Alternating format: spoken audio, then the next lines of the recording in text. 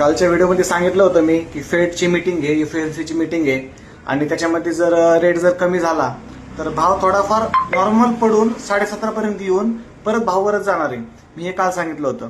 तर कालच्या मीटिंगमध्ये 0.25 बीपीएसनी फेडच्या तो जो कामता साहेब असेल तर त्याने 0.25 बीपीएसने रेट कमी केला. रेट कमी केला तर मग त्याने रात्रीतून काय मी त्या व्हिडिओमध्ये पण सांगितलं होतं, भाव रेट जर कमी झाला तर 17.5 पर्यंत भाव येऊ शकतो, पण तो भाव फक्त रात्रीतून खाली येणार आणि परत रात्रीतूनच वर जाणार. त्याप्रमाणे सांगितलं होतं मी. सांगितल्याप्रमाणे तसं झालं. भाव 18,100 पर्यंत आला भाव रात्रीतून आणि सकाळी उठून पाहूपर्यंत 19,800 रुपये भाव होता. आणि आजचा दिवस संपायला आलाय. सध्या 20,800 म्हणजे 1,20,800 मार्केट चालू आहे सध्या. व्हिडिओ बनवला त्यावेळेस पण सांगितलं होतं, मार्केट किती जरी पडलं 17.5 पर्यंत जरी आलं तरी सोनं वर जाणारच आहे, तुम्ही खरेदी करून ठेवा.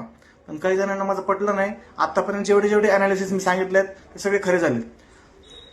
माझा व्हिडिओ पाहून जे सोन्यात गुंतवणूक करतायत त्यांचा 100% फायदाच होतोय. त्याच्यामुळं होईल तेवढं फॉलो करा. युट्यूबला पण आपलं चॅनल आहे, युट्यूबला पण सबस्क्राईब करा आणि चांगले कमेंट वगैरे देत जा.